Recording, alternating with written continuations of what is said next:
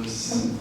Que Jesus nos abençoe e nos envolva na sua paz, para que possamos aqui ter um momento de reflexão que, para além de falar a nossa racionalidade, a nossa intelectualidade, possa alcançar o nosso coração. Esse é, eu diria, o principal intento, né? Quando a Ana nos fez o convite e nós sugerimos esse tema, o porquê e para que sermos espíritas, a nossa verdadeira intenção é que isso alcance o nosso coração.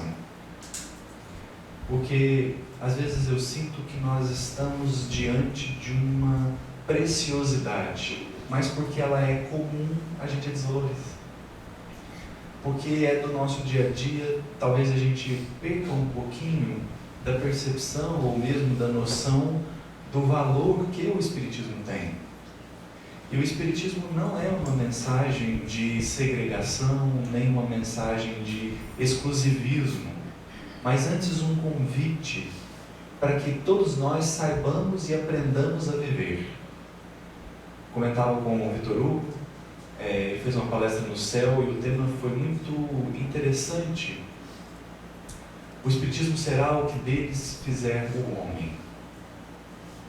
E isso me põe a pensar, porque eu fico pensando, poxa, mas o Espiritismo é tão maior do que o homem, né? E aí eu me dei conta que o Espiritismo veio descortinar para nós a lei. Se a gente desandar o movimento espírita, a lei continua valendo. Talvez precisaremos de outras obras, de outra revelação, mas a lei segue a lei. Então, o nosso objetivo aqui hoje é olhar para a doutrina espírita, percebendo o valor e a beleza que ela tem. Para isso, eu queria começar com uma outra reflexão em paralelo. Leão Tolstói escreve, através da Ivone do Amaral Pereira, uma obra chamada Ressurreição e Vida. São 8 capítulos, as histórias mais curtas no começo, depois histórias mais longas ao final. E um desses capítulos é uma parábola. Uma parábola. Conta Leão Tolstói que um monge do clero ortodoxo russo, desdobrado pelo sono, foi levado pelo seu anjo da guarda a regiões transcendentais do universo. Eu fico imaginando que, não está na história não, mas aí esse é animismo. É igual o Chico, sabe? Quando vai olhando, tem vontade de tomar um café, que ele vai olhando o sistema solar e depois a Via Láctea. E aí quando ele já estava longe o suficiente, ele percebeu que na verdade ele estava regredindo no tempo. Enquanto ele viajava, ele regredia no tempo. E meio aturdido pela grandeza do que ele via, né? Porque o universo é uma coisa assustadora. Quando você pensa que a luz leva 0,1 segundo para dar uma volta em torno da Terra, e leva 8 minutos para sair da Terra e ir no Sol, assim, nossa, isso é uma coisa estrondosa. E aí, quando ele já estava assim, aturdido, o anjo virou para ele e falou assim: agora presta atenção no que você vai ver. E aí é uma parábola, é claro que é uma parábola. E esse monge olha seres luminosos que representavam virtudes, várias virtudes: a justiça, o dever, o amor, a racionalidade, várias virtudes, todas brilhando intensamente. Ele não estava entendendo muita coisa até que ele começou a ouvir uma conversa dessas virtudes. E aí uma falava para outra e falava assim: olha, nós pertencemos a Jesus Cristo. Nós pertencemos a Jesus Cristo. E estamos informados de que Jesus vai encarnar num planetinha de um sisteminha de uma galáxia. Vamos lá visitar esse planeta, para saber onde é que o nosso Senhor vai encarnar. Porque Ele prometeu a Deus que Ele iria reconduzir uma turba de espíritos para Ele, para o Pai. Então essas virtudes vêm e aí Leão Tolstói começa a narrar a viagem. através do universo até que eles encontram a Via Láctea. E aí num braço da Via Láctea tem um sistema. Aí eles chegam no sistema solar, ficam maravilhados com a beleza do Sol, dos planetas, a harmonia do sistema.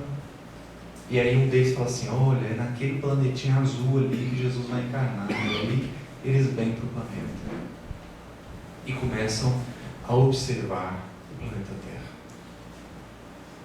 Faz lembrar uma fala de um astrônomo que eu gosto muito, que é o Neil deGrasse. Ele certa vez propôs assim, imagina que a gente vai apresentar o planeta Terra para seres extraterrestres. Foi o que aconteceu aqui na história do Leão Tolstói. Chegaram e falaram assim, nossa, mas a natureza exuberante, um verde extraordinário, a fauna, a flora, tudo em harmonia, tudo funcionando perfeitamente bem, tudo no seu devido lugar. A beleza, a preciosidade de tudo que viam, ficaram espantados. E aí, quando eles já estavam extremamente espantados pela beleza da Terra, eles descobriram o oceano. E aí, um universo à parte. Os peixes e tudo. Parece que é um outro mundo, né? Lindo, maravilhoso. Eles ficaram... Aí, um deles falou assim, nossa, mas o homem deve ser muito feliz aqui na Terra. Que é um paraíso.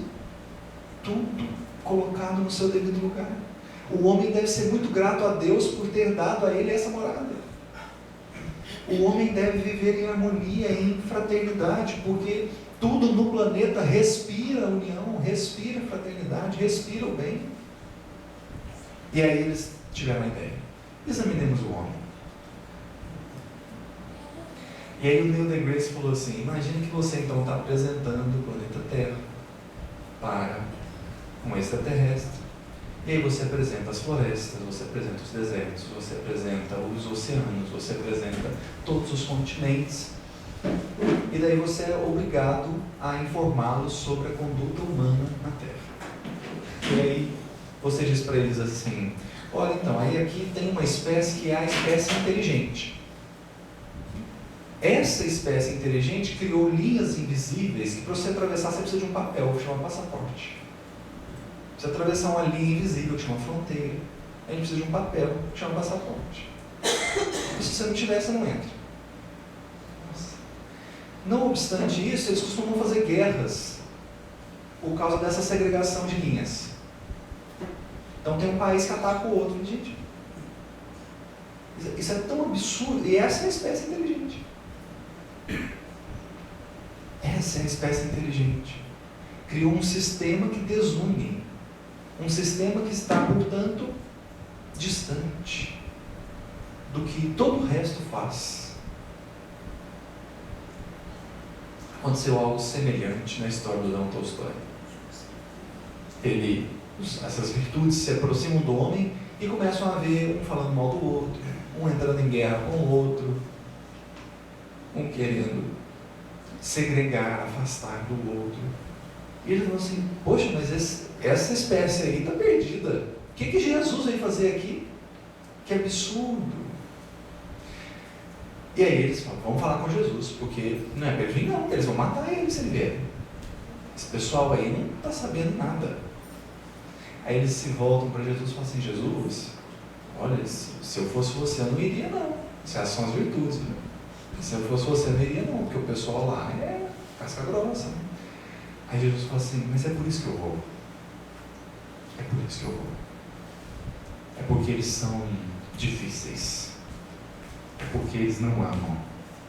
É porque eles não estão unidos. É porque eles não conseguem olhar uns para os outros com carinho, com afeto. Eu vou lá mostrar isso para eles.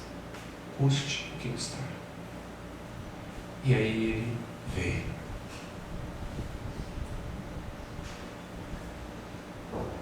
E a gente fez o que fez com a mensagem. Mas a mensagem está aí, graças a Deus. Por que eu estou dizendo isso? Porque existe uma frase do Espírito da Verdade que às vezes é lida muito rápida, e se você lê muito rápido, dá uma dupla interpretação, mas ela não está ambígua. É só a leitura rápida que às vezes a deixa ambígua. E é a mensagem do Espírito da Verdade que eu mais gosto, se é que a gente pudesse fazer um ranking. Ela está no Evangelho segundo o Espiritismo, no capítulo 6, item 5. É aquela mesma famosa mensagem que todos conhecem, que fala: Espíritas, amai-vos, este é o primeiro ensinamento, instruí-vos, este é o segundo. Aquela mesma mensagem, ela começa assim: venho, vírgula, como outrora aos transviados filhos de Israel, vírgula. Qual que é a dupla interpretação que pode dar? Dependendo de onde você pôr a vírgula, a frase muda o sentido. Porque algumas pessoas colocam a vírgula depois da palavra outrora. Aí ela fica assim, vem como outrora, vírgula, aos transviados filhos de Israel, vírgula. E aí fica parecendo que os transviados filhos de Israel somos nós. Não é isso que está dizendo. Venho, vírgula, como outrora aos transviados filhos de Israel, vírgula. O que Jesus está dizendo ali naquela mensagem é que ele vem da mesma maneira que ele veio antes, com os mesmos propósitos que ele veio antes. Não é que nós somos os transviados filhos de Israel, é que nós recebemos a mensagem espírita na mesma condição que eles receberam. Depois de receber tanto investimento do alto, parece que ainda falta alguma coisa. E ali está o Espírito da Verdade, ou Cristo, como quiser, a dizer: eu venho de novo, nas mesmas condições, quase que no mesmo contexto. Porque, então, o Espírito da Verdade está dizendo que, passado 18 séculos da mensagem cristã, a humanidade, em termos gerais, não havia avançado quase nada. Então, os motivos que fizeram Jesus encarnar foram os mesmos que fez ele trazer a doutrina espírita para nós. E aí tem uma questão interessante, porque para quem ele veio? Para quem ele veio? Ele veio para os doentes? Sim, mas ele veio sobretudo para os que não tinham religião. Porque os romanos tinham a religião deles, os gregos tinham a religião deles, os gentios muitas vezes já tinham as religiões deles, já tinham os celtas, já tinham os essênios, já tinham... Mas as pessoas de má vida, os publicanos, os pescadores, esses não tinham. E aí vem Jesus para eles. É como se Jesus estivesse dizendo aos romanos assim: olha, vocês estão muito satisfeitos com a religião de vocês? Tudo bem, eu vou dar uma religião para quem não tem.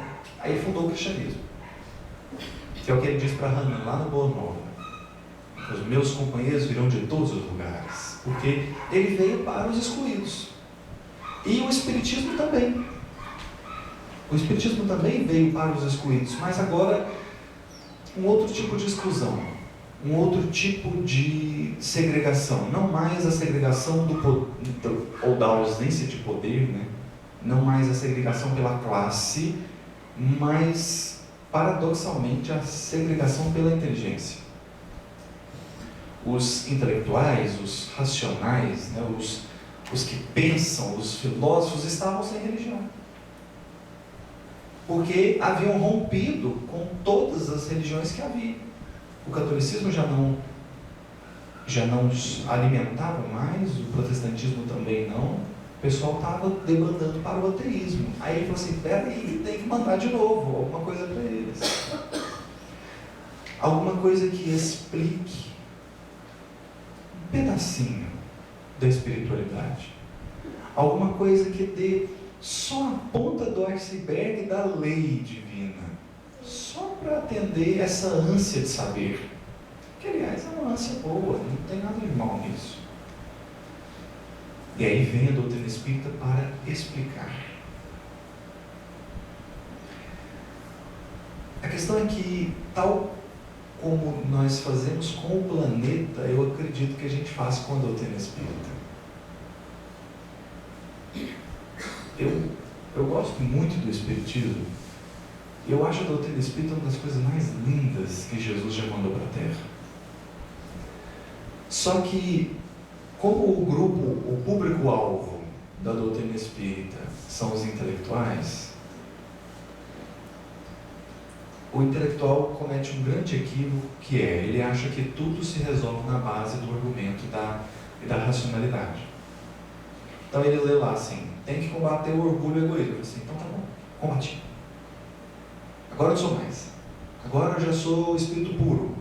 E ele começa a agir como espírito puro, como ele acha que é. E aí vai criando um pouquinho de cisma, um pouquinho de rixas. Porque aí a gente vê dentro de uma casa espírita o presidente brigando com o vice. Eu falo assim,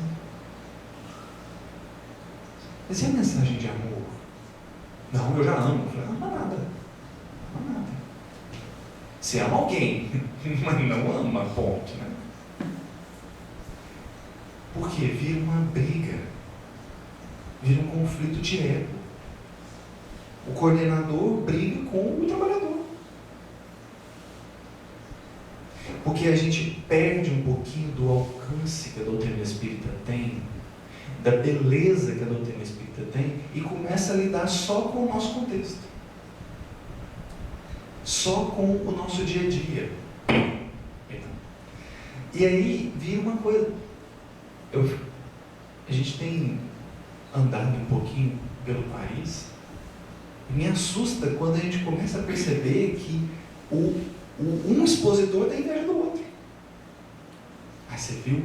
Ele vai falar 1 hora, eu vou falar só 30 minutos. Por que tem isso? Por que tem isso? E aí a gente começa a perceber, gente, parece que a gente perde a visão da grandeza que é a doutrina espírita e começa a olhar só para um ponto. Como se a doutrina espírita fosse uma disputa. E ela não é uma disputa. E ela não veio para incentivar a disputa.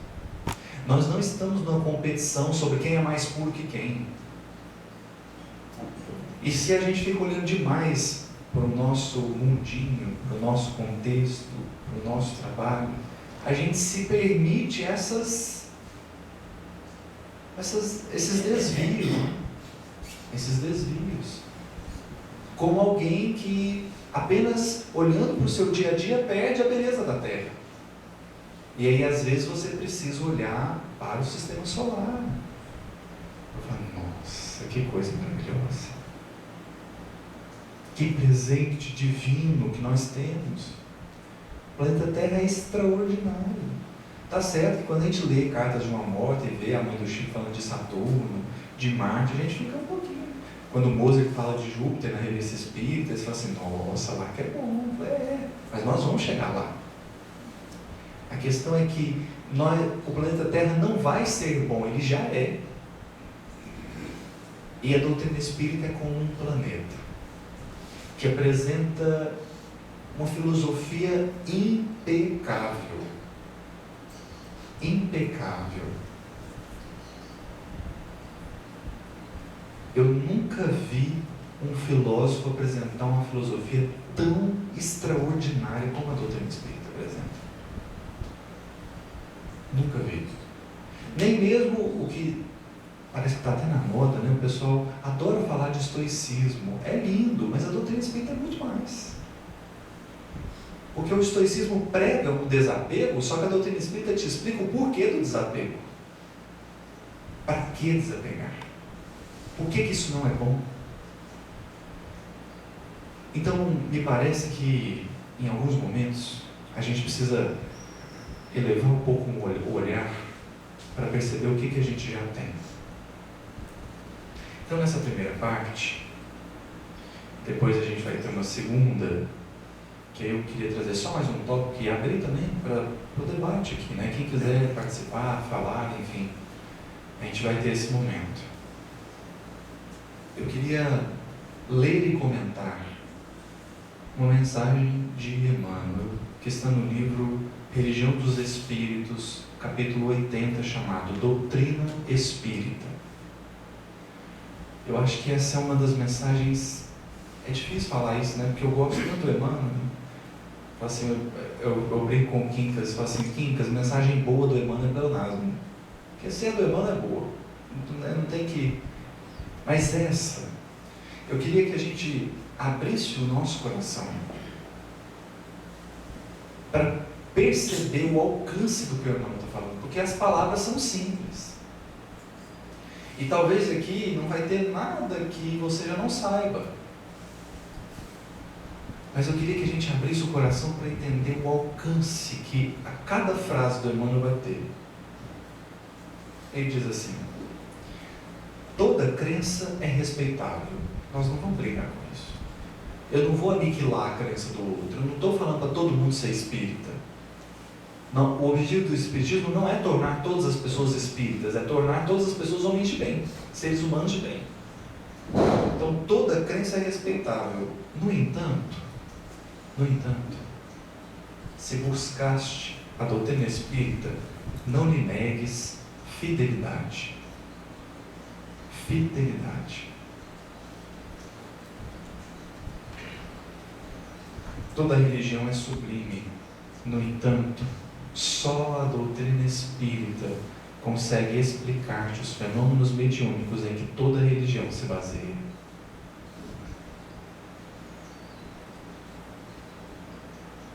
Eu já estudei o Livro dos Médiuns algumas vezes, mas ano passado chegou uma menina de 17 anos lá no Gerald, que é o grupo que eu trabalho.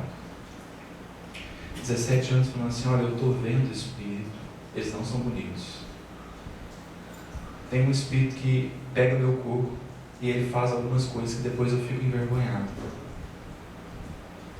Eu não sei o que fazer. Estou com medo, não estou dormindo. Minha mãe falou que eu preciso ir no psiquiatra. O que você acha? Assim, cadê as páginas do Livro dos Médiuns? Não, vamos. Aí ela falou assim: só que tem um outro espírito que eu sinto muito bem quando ele chega, e ele falou para eu não tomar os remédios. Eu falei: então toma. Vamos, espera um minuto, vamos ver o que ele está para fazer. E aí a gente começou um trabalho de passe, levar o aluno dela para a reunião mediúnica, para fazer um atendimento espiritual. Em um mês, ela saiu, mais de um mês e meio, quase 2, ela saiu de um quadro de quase um distúrbio psicológico, psíquico, para uma pessoa normal. E aí eu olhei para as páginas do Livro dos Médiuns diferente, porque eu só fiz o que estava lá. Eu só apliquei o que estava lá. Aí eu olhei e fiz uma prece: Kardec, você acertou a mão mesmo, meu irmão, porque só fiz o que estava lá. Em um mês e meio, quase 2, a menina estava boa, tranquila, vivendo a vida dela. Aí eu virei para ela e falei assim: olha, vai no Pedras Marques, vai estudar, vai ver o que, vai descobrir, quer estudar aqui, quer estudar em outra casa. E o nosso dia lá não batia, a gente conseguiu uma outra casa para ela estudar mediunidade e foi estudar. Mas bem, recuperada. Então a gente fica falando de mediunidade como se mediunidade era: nossa, eu queria ter uma mediunidade igual a do Chico. Eu falei: bacana, você quer ter a vida do Chico? Eu não queria, não. Eu queria só ver o Emmanuel. Esse negócio de garfada da madrinha, né, de lamber ferida aberta, isso eu não queria, não. Mas a doutrina espírita apresenta a grandeza da mediunidade. Gente, é tão extraordinário que a gente possa se comunicar com quem já se foi. Tira a mediunidade do planeta Terra e a gente estava... já tinha explodido o planeta Terra, eu acho. Porque é através da mediunidade, olha o que Emmanuel diz: os fenômenos mediúnicos em que toda religião se baseia. 10 mandamentos. O que é isso? Mediunidade. Jesus eu não vou nem dizer. Poderia pensar em Maomé, Siddhartha Gautama, o grande Buda, né? Os Vedas na Índia, tudo aponta para a mediunidade, mas só a doutrina espírita explica o fenômeno. Isso não é soberba, não. Isso não é dizer que a doutrina espírita é melhor. É dizer que a gente tem um tesouro nas mãos, um tesouro que talvez muitas pessoas não tenham. Talvez não, muitas não tenham. E aí, às vezes, a gente vai para a casa espírita, tem a reunião mediúnica, e o médium sai dizendo assim: nossa, o outro médium lá deu 3 comunicações, não sobrou tempo para mim. Ô, meu irmão, fica calmo, na reunião que vem tem. Ou o que é mais curioso, né? Eu acho que é uma coisa muito curiosa, é assim: o médium recebe uma mensagem, aí você vai avaliar quem? A mensagem. Aí você fala para o médium assim: ó, meu irmão, eu acho que a mensagem não foi de um bom espírito, eu acho que tem algumas coisas aqui. Ah, que isso? Você acha que eu vou dar comunicação de espírito modificador? Eu falei: acho. Você está aqui para isso? Ou você está aqui para deixar só os bons falarem? O seu papel é ser médium. Seja. Estou criticando a mensagem. A mensagem não é boa. Agora, se ela não é sua, por que você está doendo? E a gente percebe o tanto que é mesquinho. Não percebe a beleza do que está lidando. Né? Ou o contrário também. Eu já vi coordenador de reunião mediúnica dizer assim: aqui a gente não elogia a mensagem não, porque o médium fica envaidecido. Eu falei: mas a mensagem é de quem? Por que ele está envaidecido? A mensagem não é dele. Ele precisa lidar melhor com isso. Ele precisa também aprender sobre isso. Toda religião é santa nas intenções. No entanto, só a doutrina espírita pode guiar-te na solução dos problemas do destino e da dor. Eu confesso para vocês que levei um tempo para entender por que Leon Denis apresenta a dor como uma potência da alma. Porque quando você fala assim, potência da alma, o que você pensa? São coisas que são forças da alma, são virtudes da alma que são caminhos de aprimoramento. Então ele fala do amor, ele fala da vontade, mas ele fala da dor. Ele fala, por que a dor é uma potência da alma? Por que a dor está colocada ali por Leon Denis, lá no Problema do Ser, do Destino e da Dor, como uma potência? Aí eu entendi uma coisa.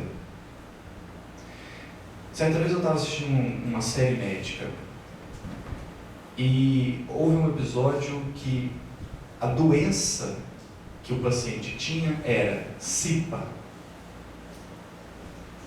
E SIPA é uma doença rara. Olha que curioso, é raro, ou seja, não é bom.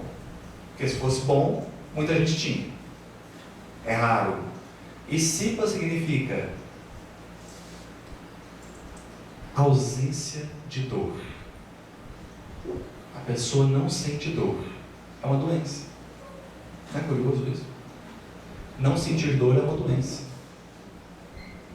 Porque sentir dor é uma potência da alma. E ao longo do episódio, a gente vai ver por que não sentir dor é uma doença. Eles vão fazer um exame na menina e eles queriam realmente testar se ela era insensível à dor mesmo, né, no grau máximo. Aí o teste era assim, ó, põe a mão numa água fervendo, deixa lá 1 minuto, tira e põe numa água gelada. Já doeu só de pensar, não foi? A menina pôs a mão, tá lá tranquilo. Aí acontece um problema na máquina que eles estavam usando para monitorar e eles acabam esquecendo que a menina está lá e fica aqui resolvendo o problema da máquina. Quando eles se dão conta, a mão da menina na água tira a queimadura de 2º grau e a menina tranquila. Já pensou? Entende por que dor é uma potência da alma? Porque se nós não conseguíssemos sentir dor, a gente estava perdido.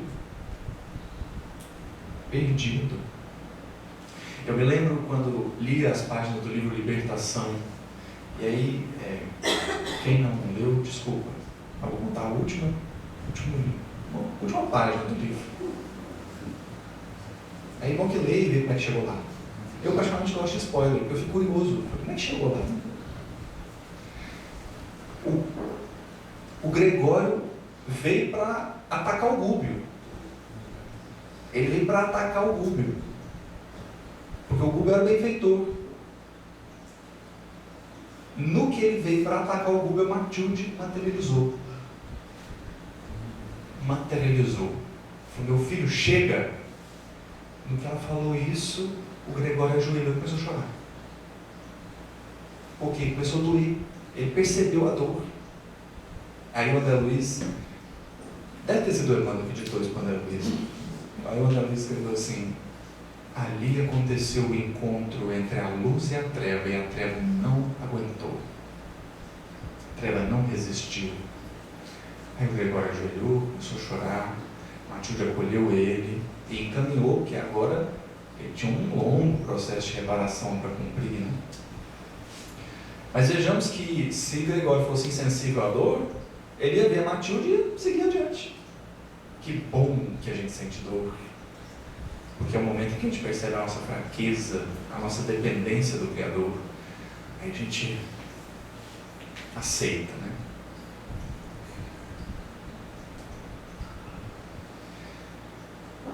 Toda religião é conforto na morte. Por quê? Porque um dos confortos que a gente pode dar para a morte é o espiritualismo. Porque o materialismo é o fim. O materialismo mata tudo. Eu lembro que um amigo meu escreveu um livro chamado Filosofia Perene. Aí na introdução do livro ele falou assim: olha, se o materialismo for verdade, está tudo morto, inclusive a filosofia. Vai pensar para quê? Se a gente veio do nada e vai para o nada, é claro que o meio do caminho não importa. Então, se a filosofia é o pensar sobre a vida, então a filosofia também está morta, né? O materialismo tem essa característica, ele mata tudo: a esperança, a bondade, a filosofia, tudo. Então toda religião é conforto na morte. No entanto, só a doutrina espírita é suscetível de descerrar a continuidade da vida além do sepulcro. Eu me lembro que certa vez eu estava estudando a segunda bem-aventurança: bem-aventurados os aflitos, porque serão consolados. Está no Sermão do Monte, Evangelho de Mateus. E a palavra traduzida muitas vezes por aflito, ela não é uma palavra que quer dizer qualquer aflição. Ela está dizendo de um tipo de aflição. Por isso que às vezes ela é dita assim: bem-aventurados os que choram. Porque também não é qualquer choro. É um choro que você chora por alguém que morreu. Então é uma aflição que você tem por alguém que partiu. E ali está Jesus dizendo: bem-aventurados os que estão de luto, porque serão consolados. E aí me ocorreu uma pergunta: qual a consolação que você pode dar para alguém que está de luto? Consolação. Não é tirar a dor. Porque como é que você tira a dor de alguém que está de luto? Ressuscita o morto. Aí você tirou a dor, né? Eu estou lá chorando porque meu pai faleceu. Se ele ressuscitar, acabou o problema. Então nós não estamos falando de tirar a dor, nós estamos falando de consolar. Como é que você consola? Olha, ele desencarnou mesmo, mas ele não morreu. Mas isso por si só, porque isso é o espiritualismo. Olha, ele desencarnou, mas ele segue vivo. Isso é espiritualismo. Só que um tipo de espiritualismo abre uma possibilidade de dizer assim: olha, ele está vivo, só que ele está queimando no inferno. Puxa, não adiantou nada. Eu preferiria que ele tivesse morrido mesmo, né? Porque agora, não, ele está vivo, mas ele está sofrendo, então não adianta. Então isso não consola. Não basta estar vivo, é preciso garantir o reencontro, porque isso consola. Para te dizer assim: olha, eu sei que você está sofrendo, eu sei que está doendo, mas ele não morreu, e daqui a um pouco você encontra ele de novo. Ah, então tá bom. Não é que fica fácil, mas facilita, né? Só a doutrina espírita faz isso. Só a doutrina espírita faz isso.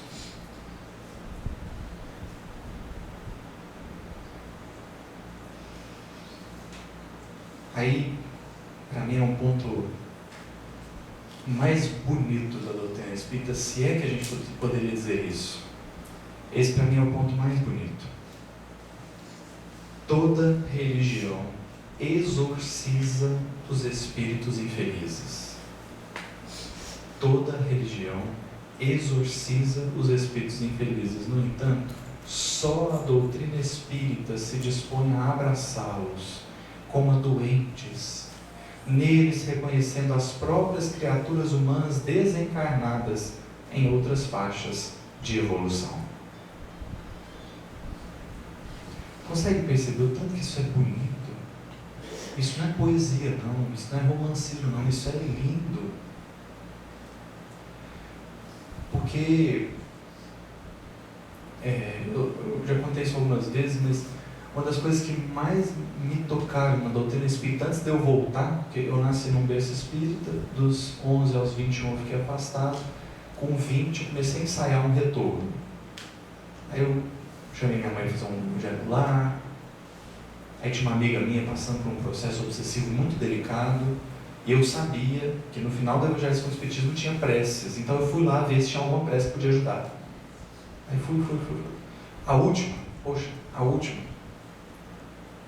prece para os obsediados. É isso que eu estou precisando. Aí eu fiz, aí tinha a prece que o obsediado tem que fazer, a prece que o intercessor faz pelo obsediado, e tem a terceira prece, a prece pelo obsessor. Isso me tocou. Me tocou porque ninguém vai ser excluído. Essa história de povo escolhido acabou. Todos estão incluídos. Todos são amados. Todos têm chance. Até o obsessor. Embora eu, o obsediado, não queira. Porque o que eu queria mesmo é que ele morresse. Mas ele é filho de Deus também. Ele também é filho de Deus, ele também está incluído. Então a doutrina espírita vem mostrar não só que ele, todos os obsessores, os malfeitores, os criminosos, todos estão incluídos, todos são amados. Ela não veio só mostrar isso, ela veio mostrar o porquê disso. Ela veio mostrar o porquê disso. E o porquê disso é assim, Paulo, na carta aos Coríntios, na segunda carta aos Coríntios, Paulo constrói uma metáfora, uma analogia extraordinária, que é assim: temos, porém, esse tesouro como em vasos de barro, para que a excelência do poder seja de Deus e não nossa. Que tesouro é esse que ele está falando? A graça divina. A graça, o amor, a misericórdia. Temos, porém, esse tesouro como em vasos de barro, para que a excelência do poder seja de Deus e não nossa, porque quando a gente consome algo de um recipiente, a gente elogia o que a gente consumiu, não o recipiente. Mas a metáfora de Paulo é muito boa, porque no Boa Nova, no capítulo 19, Jesus vai dizer que a água é o símbolo mais perfeito da presença de Deus na terra, porque está tanto nos céus quanto embaixo do solo. Está em cima e embaixo, e dentro de nós. E a água parece um elemento muito bom. Muito bom. Eu não sei se aqui em São Paulo é muito comum, mas lá em Minas é. Filtro de barro. Já tomaram água de filtro de barro? É boa, né? Só que tem um detalhe. Vocês já tomaram água de filtro de barro novo? Já. Quando o fio de barro é novo, você põe água nele e toma água, tem gosto de barro. E aí é claro que quando você põe água no filtro de barro, toma água e tem gosto de barro, você joga o filtro fora e compra outro, né? Não. Você põe água no filtro de barro, toma água com gosto de barro, e o que você faz? Põe água de novo. Aí você toma, tem gosto de barro, o que você faz? Põe água de novo. Porque você sabe que é uma questão de tempo. Até o filtro de barro está bom. E essa conversa não é sobre filtros. Essa conversa é sobre vasos de barro. Somos nós. Por que o obsessor não vai ser excluído? Porque ele é um filtro de barro novo. a água que ele oferta está meio ruim. Mas dá uns milhões de anos para você ver se ele não vira uma luz. Ninguém vai ser excluído, porque a única coisa que me separa da pureza espiritual é tempo, não é capacidade, é tempo. Então o obsessor hoje, ele é uma pessoa difícil, mas daqui a alguns milhões ou bilhões de anos, ele não será mais. O Gregório passou séculos atormentando pessoas, mas agora ele encaminhou-se. Agora ele está vivendo os processos, diz André Luiz, os duros processos da reparação. Mas está vivendo. Daqui 2.000, 3.000, 5.000 anos, onde estará o Gregório? E talvez séculos de crimes serão apagados por décadas de serviço ao bem. Então a doutrina espírita veio dizer que ninguém está excluído, porque todos seremos espíritos puros. Todos. Isso é a coisa mais misericordiosa que tem. Sabe por quê? Ontem a gente fez uma experiência interessante aqui com o pessoal, que é assim, a gente julgando o caso do outro. E a melhor coisa que tem é julgar o caso do outro, né? Foi divertido, todo mundo riu, achou bom. Eu também achei. Porque julgar o caso do outro é maravilhoso. Você lê os romances de Emmanuel e fala assim, nossa, não acredito que ela está fazendo isso. Só que perceba que quando a gente diz todos estamos incluídos, nós estamos também. Não existe nada tão grave que eu ou você possamos fazer que Deus fala assim, ah não, agora chega, cansei. Não. É porque a gente quer exorcizar o obsessor, mas não pensa que a gente é obsessor algumas vezes, né? Mas a doutrina espírita veio dizer, todos estamos incluídos. Todos.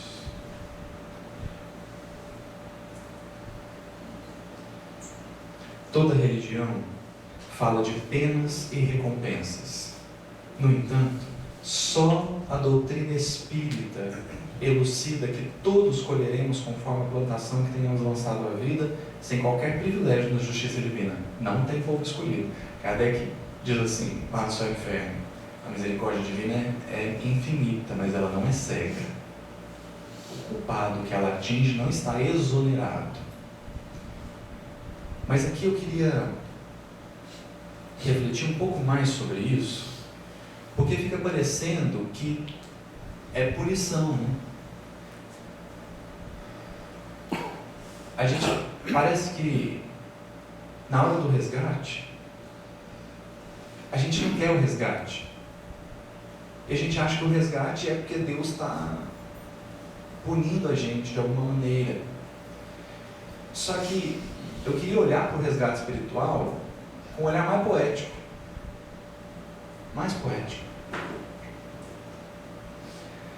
Quando você erra e fica culpado, qual é o seu desejo?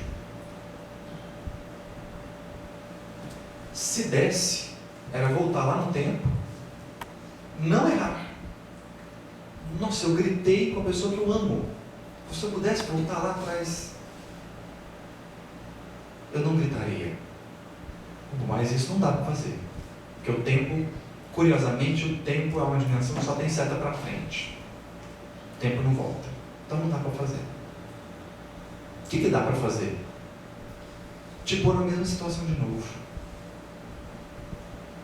Te colocar lá de novo. Para aí você ter a chance de fazer diferente. Poxa, eu tive muitas posses materiais nessa encarnação, pus tudo a perder, então volta lá. Vai de novo. Nossa, eu traí meu companheiro, minha companheira. Se eu pudesse, então volta. Entende que o resgate é a representação máxima da misericórdia? Que está nos dizendo assim, olha, não dá para voltar atrás. Mas eu posso te pôr de novo, no mesmo contexto, com as mesmas pessoas, para você fazer diferente. Só que é sofrido, é difícil. Mas o resgate é a representação máxima do amor de Deus, porque demonstra que Ele se importa. Demonstra que Ele tem cuidado para conosco. Demonstra que Ele está dizendo assim, olha, eu sei que você está sofrendo, então deixa eu te dar uma chance, uma oportunidade de, não é de você apagar o sofrimento, mas é de você fazer algo perante o qual o seu erro não vai ter representação nenhuma. Imaginemos que alguém vem aqui e conte uma encarnação de Chico Xavier há 40 mil anos atrás, em que ele foi um assassino. Nossa, está resolvido já. Já está resolvido. Depois das garfadas da madrinha, está tudo resolvido. Então, o resgate que a providência divina nos dá, nos oportuniza, é amor. E aí o Emmanuel começa uma série de frases aqui, e eu queria destacar quatro, que aí a gente pode encerrar essa primeira parte. Espírita está entre aspas. Espírita está entre aspas. Por quê? Porque aqui é um adjetivo. Espírita é o adjetivo. Deve ser o teu caráter. O meu caráter é espírita. Mas isso não quer dizer perfeito. Isso não quer dizer puro. Ainda mesmo te sintas em reajuste depois da queda. Ainda mesmo te sinta em reajuste depois da queda. Porque tem dia que a gente acha que não merecia, que não podia ser espírita, e às vezes essa noção ela está tão entranhada no nosso olhar. Eu vou te dizer como que ela está entranhada, porque talvez eu estou dizendo assim, tem dia que a gente tem vergonha de ser espírita e você talvez não está conseguindo enxergar. Então eu vou mudar um pouquinho a percepção. Tem dia que você olha para a pessoa e fala assim, nossa, ela é espírita e está fazendo isso. Nossa, mas é espírita e está gritando? Ela é espírita e é orgulhosa. É por isso que ela é espírita. Lembra de Jesus falando com as virtudes? Eu vou porque esse pessoal aí é difícil. O que então nos faz pensar que espírita não é o espírito puro. Espírita é o espírito que precisa da doutrina espírita. Porque o título maior que Jesus apresentou lá no Sermão do Monte, na verdade nas bem-aventuranças, o título máximo que ele apresentou é Filho de Deus. Filho de Deus. Então, para além de espírita, você é filho de Deus. Você precisa descobrir isso. Precisa sentir isso. Então, o espiritismo não chegou na nossa vida para ostentar um prêmio. Nossa, agora, depois de tantas lutas vencidas, depois de toda a evolução alcançada, virei espírita. Não.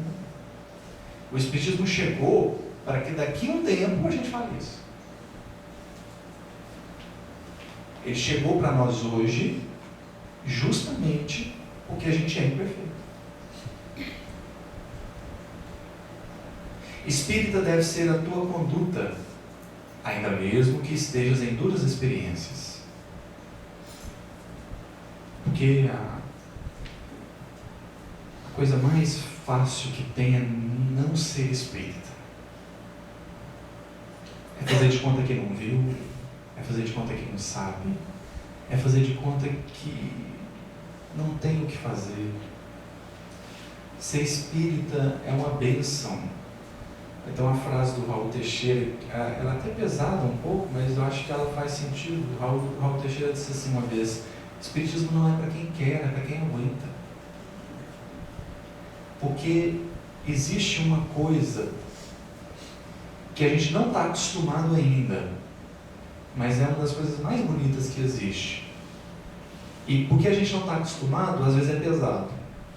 Porque a doutrina espírita veio dizer para a gente assim, olha, você é autor do seu destino. Isso é a coisa mais pesada que tem, mais difícil que tem. Porque tudo que eu queria é pôr a culpa em alguém. Tudo que eu queria é olhar para alguém e falar assim: eu estou aqui por sua causa. Mas não posso fazer isso. Não posso. Porque se a ação do outro diz algo sobre ele, a minha reação perante o que ele fez diz algo sobre mim. Diz algo sobre mim. Então, eu me lembro conversando com um amigo certa vez, estava pensando o quão complicado é quando a gente pensa que a pessoa que a gente está ajudando hoje, ela só está nessa situação porque ela fez alguma coisa para merecer isso. Ou para precisar disso, né? E aí, aquele conflito, assim, será que a gente ajuda ou não ajuda, né? Porque a pessoa só está ali porque ela errou. E aí, o que nos ocorreu é que, se o que a pessoa está passando diz algo sobre ela, a minha reação perante o que ela está passando diz algo sobre mim. Ela está morando na rua, ela deve ter desviado muito dinheiro no passado. Eu falei, pois é, e você olhando ela, pensando isso?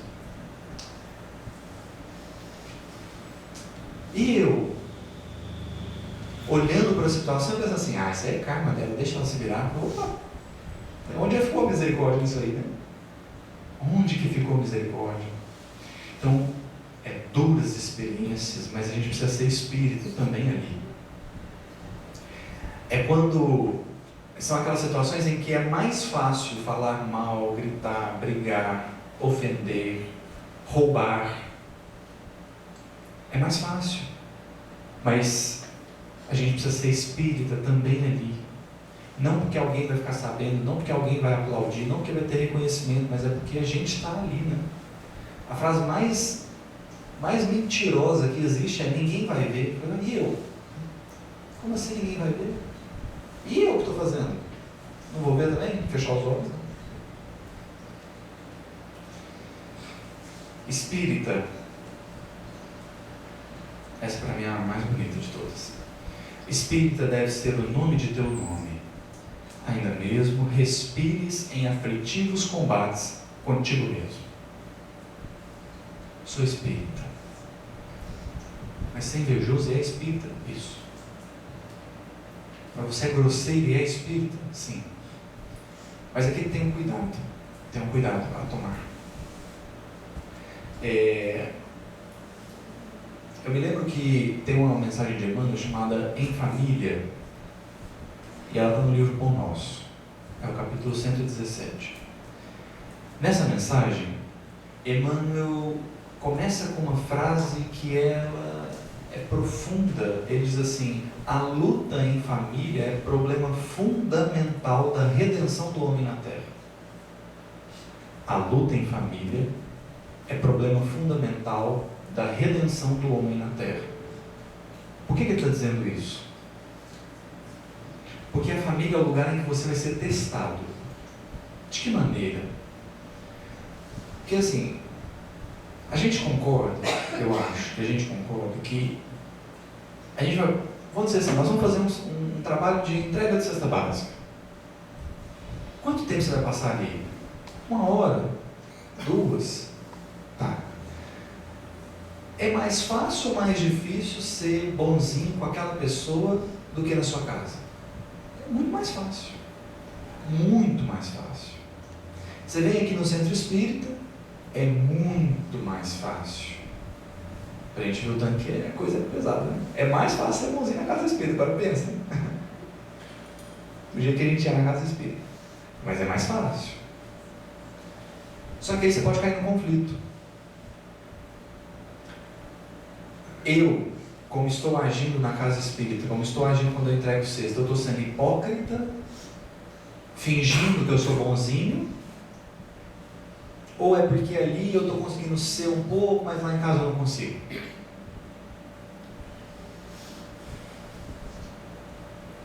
O único jeito da gente resolver isso é que você não consiga, tudo bem, mas você está tentando.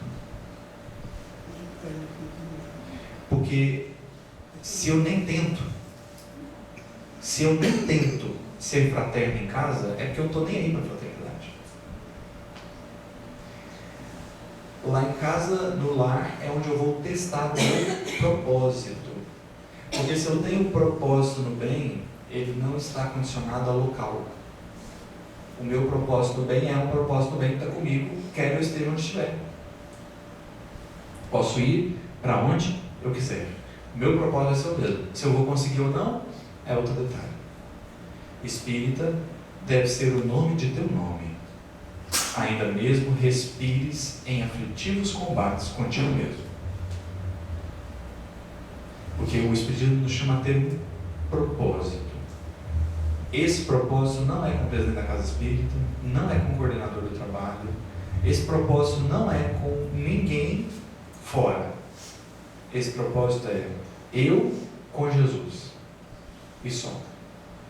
Eu e o Cristo. Por isso que André Luiz vai dizer no prefácio do Nosso Lar que o aprendizado, a escola do Evangelho é uma escola solitária, porque é o aprendiz sozinho com Jesus. É só o aprendiz e o mestre. E para finalizar, espírita deve ser o claro objetivo da tua instituição, ainda mesmo que por isso te faltem as passageiras subvenções e honrarias terrestres. Doutrina espírita quer dizer doutrina do Cristo. E a doutrina do Cristo é a doutrina da perfeição moral. Não. Aí eu achei extraordinário. A doutrina do Cristo é a doutrina do aperfeiçoamento moral. Não é do resultado, é do caminho. A doutrina do Cristo não é para quem já alcançou, é para quem está em caminho, em todos os mundos. Guarda, pois, na existência, como sendo a tua responsabilidade mais alta, porque dia virá em que serás naturalmente convidado a prestar-lhe contas. Não é para temer. Não é para temer. O prestar conta aqui é porque assim, quem está escrevendo a história nem sempre sabe o que está escrevendo. E por que não sabe? Porque as coisas vão acontecendo e nem sempre a gente presta atenção mesmo. Tem um discurso que o Steve Jobs fez numa universidade em 2006. Foi antes um pouco de lançarem o iPhone. E aí o Steve Jobs começou a contar a história da vida dele. E ele contou que quando ele foi adotado e a mãe biológica dele só entregou ele para a família que o criou, porque a família que o criou fez uma promessa. Ele tinha que ir para a universidade. Ele tinha que ir para a universidade. E ele foi criado então com essa ideia: você tem que ir para a universidade. E ele foi, só que ele chegou na universidade e ele não gostou. E ele quis sair. Só que com conflito, né? Mas esse pessoal lá prometeu que eu ia. Aí ele então começou a frequentar aulas que não eram do curso dele, mas que ele achava interessante. E uma das aulas que ele frequentou é caligrafia. E ele fez aula de caligrafia. Naquele momento era inútil, mas tempos depois, quando ele foi desenhar os caracteres do Macintosh, a aula de caligrafia fez diferença. Ele até faz uma brincadeira lá, que não é o caso, depois quem quiser pode assistir. Mas é porque todos os caracteres que a gente tem hoje, de celular, sabe? O formato da letra no celular, no computador, no tablet, enfim, originou-se dali. Originou-se dali, porque até o do Windows foi dali. Porque, tempos antes, ele fez uma aula de caligrafia, que alguém ia olhar e falar assim: poxa, que inútil. E aí ele diz assim, que a vida, a gente vai conectando os pontos. Só que tem um detalhe, você só consegue enxergar os pontos olhando para trás. Porque, na verdade, assim, é tão interessante essa analogia que ele faz, né, de conectar os pontos, porque a palavra hebraica, que significa à frente, quando você quer dizer assim, tem uma coisa à frente, na minha frente, essa palavra que você, para falar isso, é a mesma palavra que você usa para dizer sobre o passado. O meu passado e o que está à minha frente é a mesma coisa. E para nós é uma visão meio complicada, porque a gente tem a ideia de que o passado ficou para trás e o futuro está na frente, né? Só que a cultura hebraica acredita que a gente está caminhando no tempo de costas, porque é o que você consegue enxergar no seu passado, então está na sua frente, só que você está caminhando assim, ó. Então aqui tem o meu passado, por isso que é a mesma palavra. Então o que o Steve Jobs estava dizendo é, quando você olha para o que está na sua frente, que é o seu passado, aí você consegue conectar os pontos. Mas quando você está vivendo a situação, você não sabe. Você nem sempre percebe. Então eu fico imaginando a gente desencarnado olhando para essa encarnação. Eu penso assim, nossa, mas era tão bom, a gente estava lá no centro espírita, trabalhando. Bom demais, que saudade. E eu sei que talvez seja difícil pensar isso agora, né? Porque agora a gente está assim, nossa, que inferno isso aqui. Então, pensa, quando você era criança. Tem saudade ou não tem? Coisa melhor que tem. Gente, não precisava preocupar com nada. As contas estavam pagas. O almoço aparecia. Maravilhoso. Na época de criança a gente fala assim, nossa, mas minha mãe, meu pai estão me chamando. E hoje a gente olha, nossa, que saudade. Eu acho que a gente vai viver a mesma coisa. A gente vai experimentar a mesma coisa. Vai olhar para trás e falar assim, meu Deus, como que a doutrina espírita era linda. E eu fiquei brigando com quem é que ia fazer a sopa.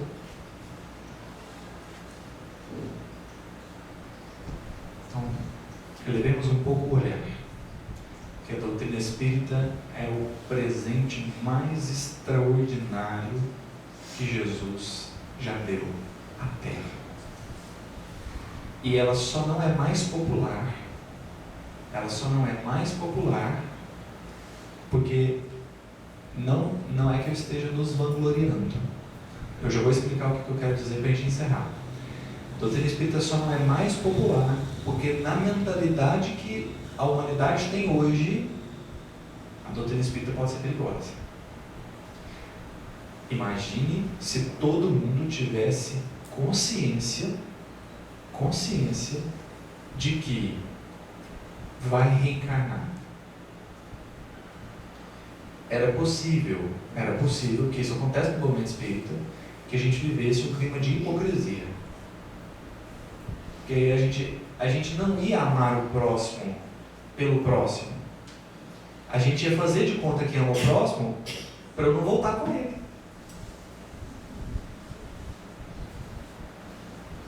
E aí as coisas não vão ser resolvidas. Então precisa de um pouco mais de espontaneidade, que é o que a gente quer trabalhar na segunda parte. É olhar para tudo que a doutrina espírita traz, sem perder a espontaneidade. Porque me marcou muito uma amiga minha, disse assim, eu pensei no psicólogo depois que eu virei espírita, eu falei assim, então você virou espírita errado. Porque o espiritismo era para te tirar os problemas, por que você está com um problema por causa do espiritismo? Ela falou, é muito angustiante esse negócio, tudo é culpa minha. Eu falei, não é assim. Essa não é a percepção. Você é responsável pelas coisas. Mas Deus não está anotando no caderno para te punir depois. Eu não posso ser orgulhoso, não posso ser invejoso. Eu falei, não, calma. O que a doutrina espírita está nos convidando é experimentar maneiras diferentes de viver. Experimente maneiras diferentes de viver.